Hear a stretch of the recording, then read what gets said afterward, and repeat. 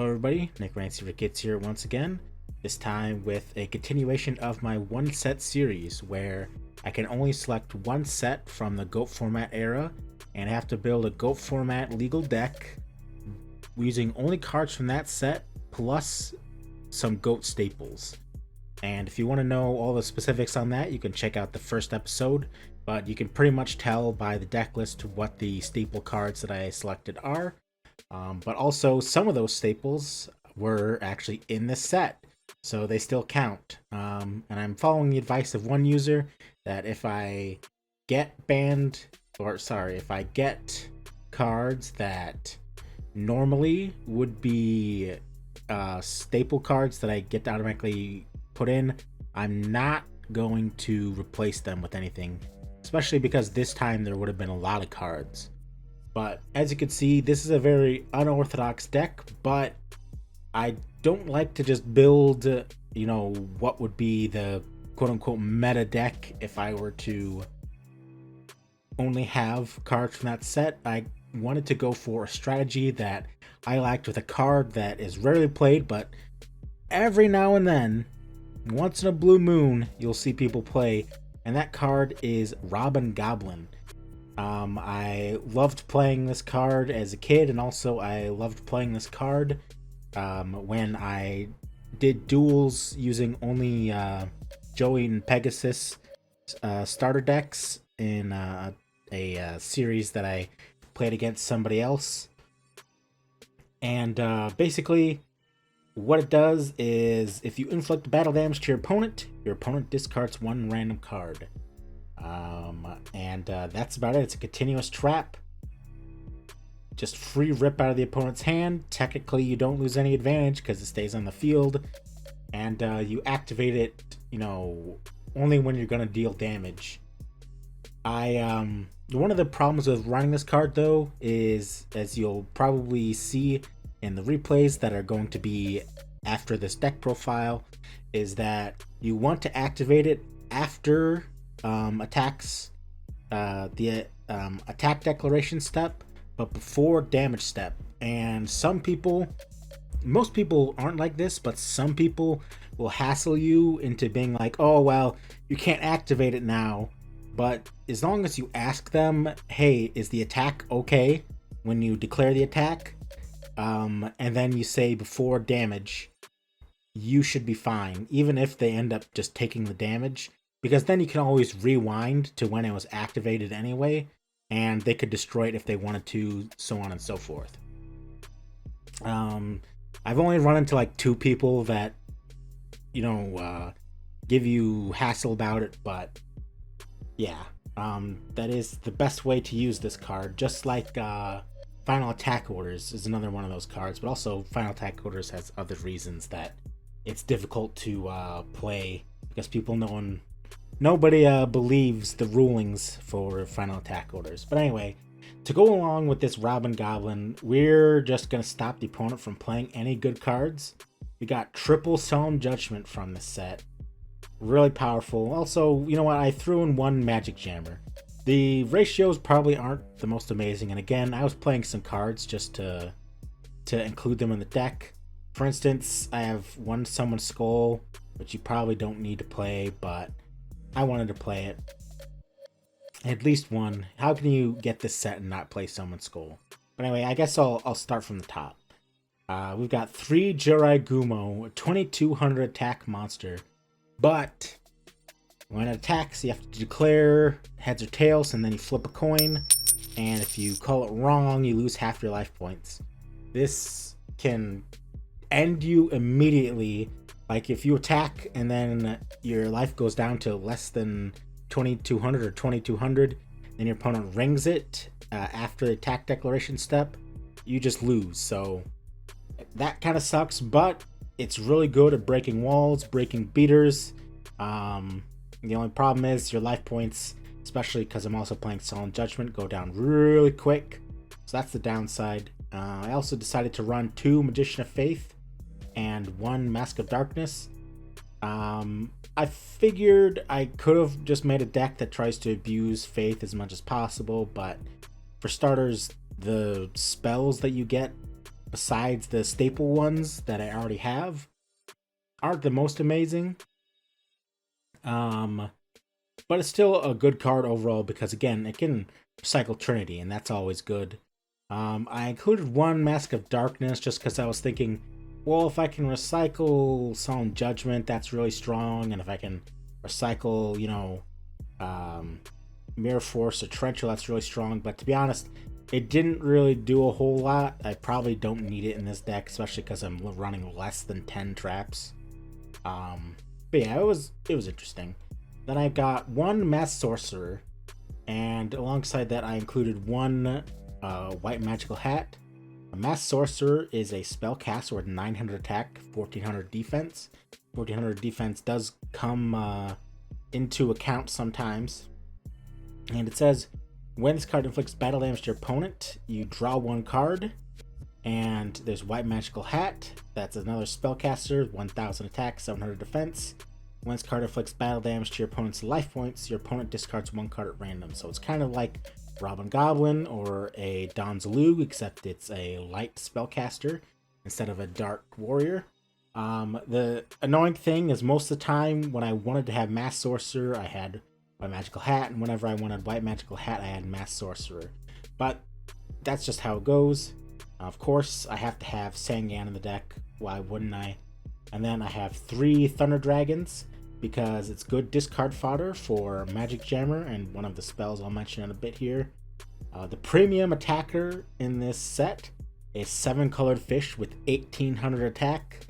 And while 1800 isn't the most amazing, it is enough to run over a lot of cards. And 1800 makes a very quick clock on the opponent as well. This card wasn't so sure about. It's Prevent Rat. Unfortunately, it's a lot worse than the Defenders we got in the last set. I don't know why they printed this second. I guess they had to print the cards eventually, they thought, but I don't know. It's got 500 attack and 2000 defense. The reason I included it was because if you get run, there's not many more premium attackers over a 7-colored fish and Jiraigumo. The next strongest one is Ryukishin Powered, which is 1600 attack. And I didn't feel like that was really enough. I included one, but it's not really that amazing. We can deal with it if we have to. I mean, I was playing Urabi in the last one. Yeah, it's not the most amazing, so I figured, let's put in some walls. And also, Robin Goblin will trigger if they end up taking battle damage from attacking a defense position monster. So I figured maybe it would have some combo with Robin Goblin where they'd attack into it, and use Robin Goblin, they end up having a discard. Literally never came up when I was playing with it. But anyway, then we have the Ryukishin Powered at 1, and Summon Skull at 1. And of course you have Delinquent Duo, Graceful Charity, Heavy Storm, blah blah blah, all those staple cards. But then for the non-staples, I've got 3 Tribute to the Doomed, discard 1 card, then target one monster to field and destroy it. It was an MVP card, fill in for No Mana Crossout, where I could discard my Thunder Dragons, and some of these dead cards like Summon Skull and Magic Jammer when it's not at its greatest, and then destroy something like a Face Down Spy, which you'll see, and BLS and all of that. Get rid of their flips that we can attack directly with the 7-colored fish and Jiraigumo. And then we've got Call the Haunted, 1 Jammer, as I said, Mirror Force, 2 Robin Goblin, because while the effect does stack with multiple Robin Goblins, I don't think you really need 3, because you'll see eventually your opponent is handless. So it doesn't even matter how many you have on the field. It's pretty much a dead card at that point. Anything they end up holding onto is a dead card anyway. Triple Judgment, because we're in a set with Solemn Judgment. Of course I'm going to play Solemn Judgment and Torrential Tribute. We had a couple of decent side deck cards in Karibo, and I decided some of these games I put in Time Wizard just because you can steal games with Time Wizard sometimes, and it's just a fun card. I've got Soul Release to be able to banish the opponent's cards so that they can't use their strategies. and I didn't play Ring of Destruction this time just because we're playing Jirai Gumo and the Solemn Judgments, so my life would get really low really fast and Ring of Destruction would just kill me. And then we also had 7 Tools of Bandit to be able to win Solemn Wars and things like that. The fusion deck doesn't really matter, but these are the cards that were available to me. Some people suggested allowing me to keep the fusions from each set. I don't know how you guys feel about that. Let me know in the comments below your thoughts, if you care or if you don't really care, or because to be honest, I don't really want to like keep Thousand Eyes Restrict, but I will of course play it when I get to that set. But if I keep Thousand Eyes Restrict, I'm probably gonna be incentivized to always play Thousand Eyes Restrict, so that's not very fun. But anyway, that's it for the deck. Let's get into a replay, and I'll commentate this one. This one was a fun match against Fresh IRL, who's a very cool person on the server. He plays a lot of really fun decks, adds a lot of cool techs, and you'll see that he wasn't taking it overly serious, and I wasn't taking it overly serious either. Like I said, I always like to play casually whenever I'm doing these kinds of things, whenever I'm not in a tournament, because I don't like to stress myself. Stress to me isn't that fun. Like, even when you're in a tournament, it's a different kind of stress. But stressing yourself over something that has no real bearing doesn't really... it's not really my vibe. But anyway, I'll show you the match that I had against them. I got really lucky, by the way. I'm not going to pretend like I also won based off of skill, because I got super lucky. As you'll see right here, I open up with Graceful Charity and Thunder Dragon, and they unfortunately got a disconnect. Dueling Book is not the greatest. So I had Thunder Dragon right off the bat, and then I used Graceful, and he's thinking, and he tells me even strong opening, but he doesn't know what cards I have in my hand. Like, this isn't the worst hand, but this is not a typical hand they get off of Thunder Dragon into Graceful Charity. So I think for a while what I want to do, so I end up just doing is setting Sangan. I probably could have just set the White Magical Hat, but I'm thinking maybe I can go and aggro with it on the next turn, so maybe getting a bit greedy there. And also I set the Mystical Space Typhoon and Robin Goblin. And I set Gravekeeper Spy. I try to MST and a turn, and I hit the Ring of Destruction, which is very good for me. And what I end up just doing is summoning 7 colored fish. I could have summoned Jirai Gumo here, but I'm thinking, oh, there's no way he started by setting Gravekeeper Spy. And then I flip my Sangan and attack. And yes, it's Gravekeeper Spy. So immediately punished. It wouldn't have been like the greatest anyway for me to summon Jirai Gumo there. Like, I would have gotten rid of one, but I would have gotten rid of both. End phase, he Dust Tornadoes my set Torrential Tribute. Summons DD Warrior Lady. And gets rid of my Sangan.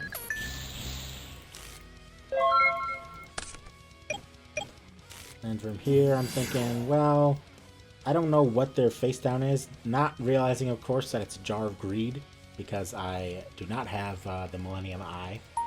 And so I'm like, well, I could Snatch Steal here and then try to get in for a bunch of damage and discard a bunch of cards with Robin Goblin. But if he's got, like, Mirror Force there, I just am completely blown out. So I don't really want to do that. Plus, I might lose half my life points in the process. So I probably shouldn't have put this in defense, because I literally have another one in my hand anyway. But whatever. Attack with the Jirai Gumo, and I let him know that I'm always going to be flipping heads for its effect, or rather calling heads.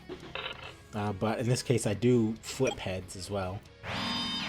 And then here, rightfully, they remind me that I normal summoned Jiragumo already, which, you know what, we all make mistakes. That's why you only get a warning for doing it instead of being immediately banned. Or something like that. They jar greed now after sending a card, in case the card that I have face down is Trap Dust Shoot. And drawn to Pot of Greed, pretty good card. Unfortunately, I do not have my Sound Judgment or Magic Jammer. And they will summon Tribe Infecting Virus and get rid of my Jiragumo, unfortunately. But it does set me up for something interesting, because now they have a monster with 1600 attack. And that means I can drop my fish. And this is what I was talking about earlier, that I will have to ask him if it's okay to attack. Which, technically I ended up asking after he already sent it, but then I activate Robin Goblin. He says it's alright. I flip a coin so that I can choose whichever card. I mean, technically I could just choose a card anyway, but I like to roll or flip anyway to make them feel a little bit better and they don't, you know, make a fuss about it. And I end up picking up the Kaiku, which is pretty good.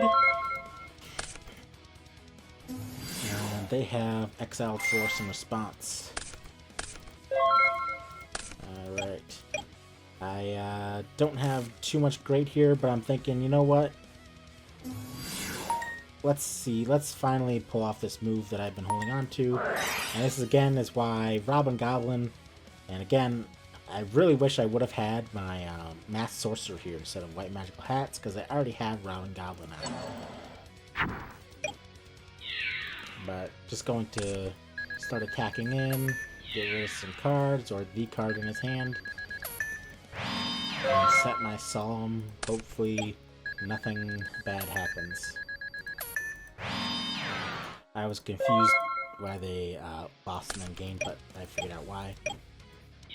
I just attack in again. And I have to Solemn that, because otherwise I'm pretty much screwed with this hand. I mean, I still have Faith to be able to grab MST or Graceful, but you know what? I'd rather keep my position as it is and not have to worry about a wall. And I do set that Faith. So they don't have Chaos yet, so yeah. Because they didn't have Chaos, I felt pretty safe using that Solemn Judgment there. But unfortunately for me, they top deck a Nomen of Crossout.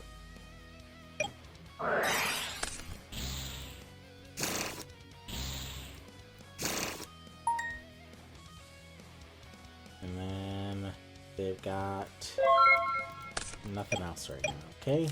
So I'm thinking I got Prevent Rat, I've got Premature Burial. I could bring back like Jiragumo, but it's not going to be a game shot anyway.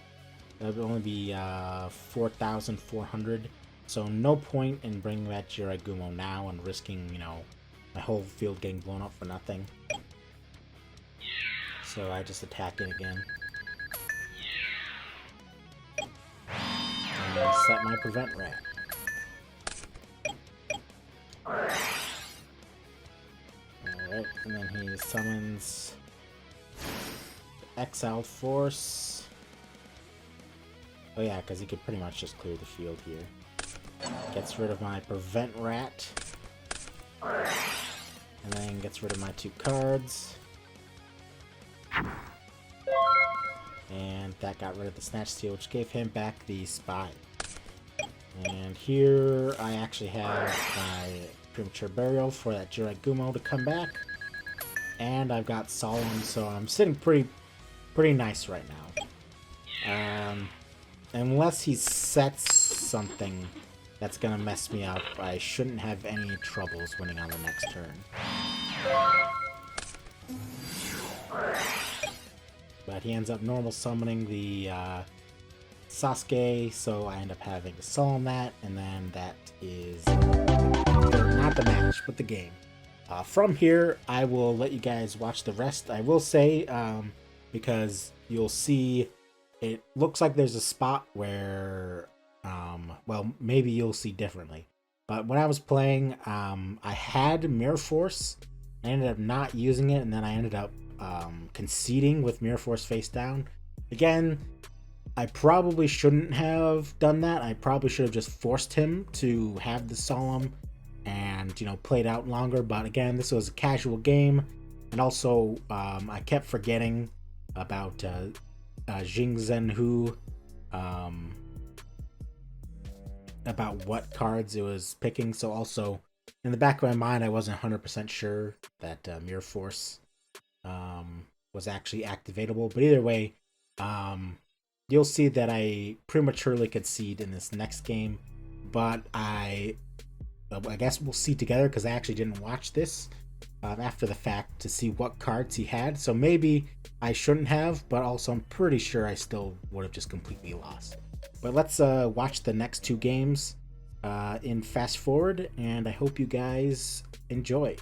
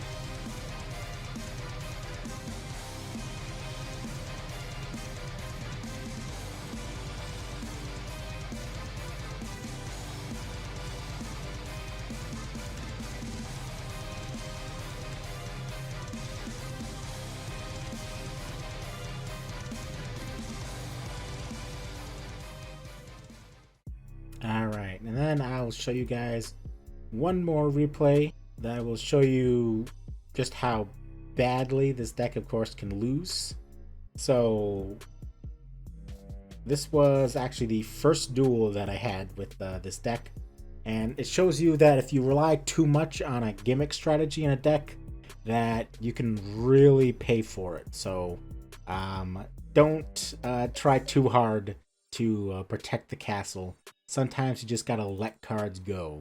But yeah, you can watch me get completely stomped.